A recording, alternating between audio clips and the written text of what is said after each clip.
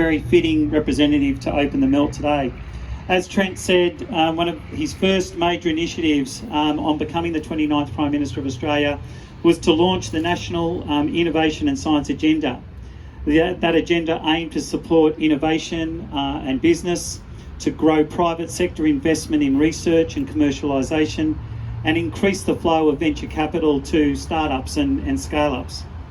In addition, this agenda sought to boost digital literacy and skills in STEM subjects, not only at university, but also at schools, and benefiting all young Australians. Prior to entering politics, Malcolm enjoyed a successful career, as many of you will know, as an investment banker, lawyer and journalist, and I think most recently you've become a writer. So you've got a book coming out. We won't launch it here, but there's a book coming out as well. So I'd like you to welcome the Honourable Malcolm Turnbull. Well, Peter, Your Worship, Kay, Trent and Rod, thank you very much, and just want to congratulate everybody associated with establishing the Melt. I'm really thrilled to be here with, of course, with Pat Conroy and other former parliamentary colleagues from the state parliament, but I'm also here with David Spence, who got on the train at Hornsby, came up on the train today, which I always do when I come up to the Central Coast or this part of the Hunter. And David, of course, was the managing director of Aussie Mail, which was Australia's first big internet service provider that we started, a long time ago, about 25 years ago, in fact. And so we've had a lot of adventures in the innovation space, and I'm thrilled that his national narrowband network is now providing connectivity to a lot of the sites for the Lake Macquarie Shire Council, and doing a great job, I understand. Is that right, Your Worship? Good. That's good. That's good. He City Council. I beg your pardon. You've got to remember, you can't. I have no expertise in local government matters. My only achievement was to be the first man to be the Lady Mayoress of Sydney. So all of the municipal expertise is held, and the family's held by Lucy. So I do beg your pardon. But anyway, so David and I were involved in a lot of innovative enterprises in years past, and while I sort of got sidetracked into politics, he's stayed with it. It's great to be with you today, David. Look, I'm thrilled that the Melt has had support from the National Innovation and Science Agenda. That was one of the most important things I did when I was Prime Minister. Our future prosperity of these young children here today entirely depends on Australia remaining and becoming even more of an innovative nation. I mean, our productivity is driven by innovation. And those people they'll say, oh, we've always done it this way or not invented here, they are actually, they will, if you take that seriously, that will condemn a nation or a business to failure.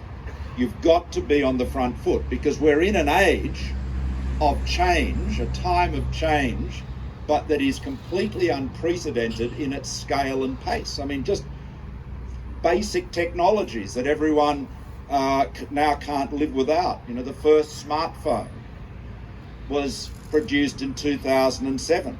Facebook, 2.8 billion accounts, started in 2005. Most of these big tech companies, let alone the thousands of smaller ones, if they were human beings, would still be at school. So the pace of change has been so dynamic, and we have to be on top of it. Now, the critical thing is to have a culture of innovation, because if you have that, then you create an ideas boom. I said this back in 2015. You can have a resources boom, it'll go for a while. You can have a tech boom, it'll go for a while. But if you have an ideas boom, it will continue forever, because human beings are ingenious and inventive. And so it's very much a cultural thing to encourage. And again, the point that Trent made about prototyping is so important. You have to be prepared to try things, and if they don't work out, learn from that and do something differently. Well, actually, when I launched the NISA, and Pat will, being a federal MP who knows the sort of the gotcha culture of the Federal Press Gallery, will relate to this. When I launched the NISA, someone said, "Do you guarantee all these measures will work?" And I said, "I guarantee they won't all work." I said some of them will not work at all. Some of them will be okay. Some of them I hope will do really well. Those that don't work will drop. And if we see anybody seeking to achieve the same goals more effectively than us, we will shamelessly plagiarise them. You can do that in public policy. I wouldn't suggest that. I'm not giving advice to anyone on intellectual property here, by the way. That's a very bad move, plagiarism there. But so that is just a vital part of it. And you've already got great innovative projects underway here. We've talked about emulating the renovating and emulating the ancient Romans and their wall heating with Orato. We've talked with Kat about fantastic monitors she's developing to alert parents about pending asthma attacks. You can imagine what an important device and technology that will be as she develops it. And there are so many others. AmpControl's work here, again, is critically important. This is actually a vital thing and a vital part of the NISA to combine research to commercialise more research. You know, one of the things we've got in Australia is fantastic primary research in our universities and big research institutions like the CSIRO.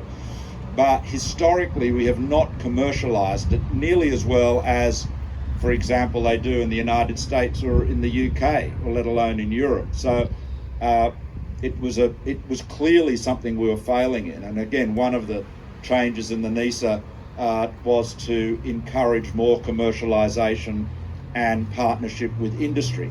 Also, of course, to encourage incubators, and the Melt's benefited from some of that funding, which is good. We also established incubators, effectively, or accelerators in innovation centres around the world too, because we wanted Australian businesses to reach out, get involved, find ideas, partners, capital elsewhere as well. And I just was recently in San Francisco and saw some great examples of collaboration there. You know, one thing the Melt can do, Peter, is make sure you connect with the landing pads, we called them, that we set up in those other centres. It's all about connectivity, and of course, in the age of the internet, that's easier than ever. So really, I just want to congratulate you all for this. It is the work that's being done here is absolutely vital for our future prosperity and indeed our security. You know, we had, I'll just conclude with one point about, Trent and I were complaining about a word. We talk about the tech ecosystem, the innovation ecosystem. We can't think of a better word than ecosystem. But what it really designs to evoke is, as you have in the natural world, a whole lot of plants and animals and organisms and physical features all depending on each other and helping and supporting each other. And that is where incubators, accelerators like this are so important. But it also operates at a larger level. You know, one of the important initiatives of my government, and Christopher Pyne he was involved with the innovation agenda, was also involved with this as well, with all of his trademark enthusiasm, was defence industry. You know, we made the commitment to build all of our naval vessels, including the submarines in Australia, and a great deal more. So the defence industry plan that we set up was the biggest investment in Australia's defence capabilities in peacetime ever, and it's obviously designed to give our ADF the capabilities it needs to protect us. But it was also industry policy. It was also unashamedly designed not just to create the jobs in the construction of ships and tanks and the componentry of aircraft, but it was designed to create that ecosystem which would see IT companies, whether it's in advanced manufacturing, whether it's in software, whether it's in telecoms, to grow and split off from that. We were just talking about a couple of startups in the Hunter started by two former Air Force personnel. And many of you would be familiar with Jim Walley's company, Nova Systems, in South Australia. Jim obviously got out of the Air Force a long time ago. It's been around for a while. But you will see more of that, because the more that you have that advanced manufacturing and 21st century technology, being with government providing that lead, both in terms of support at the level of incubators and support at the level of defence industry and the most advanced manufacturing anywhere in the world, obviously right at the cutting edge, building submarines, for example. All of that creates the opportunity for more innovation, more investment, and of course more jobs, and all of that economic security that will enable us to remain a high wage, generous social welfare net, first world economy in the years ahead. Very competitive world we live in, and we've got to be as smart, as fast and as innovative as we can be if we want to continue to do well. So thank you very much for inviting me here to the Melt, and I just want to say how pleased I am and proud I am to be here with you all, and look forward to many great innovations and many great companies to emerge from it. If I just make one point, even if a company does not succeed, even if a project does not succeed, everybody wins except maybe the investors, and they'll have learnt something. But the people that were working on it have learnt a huge amount.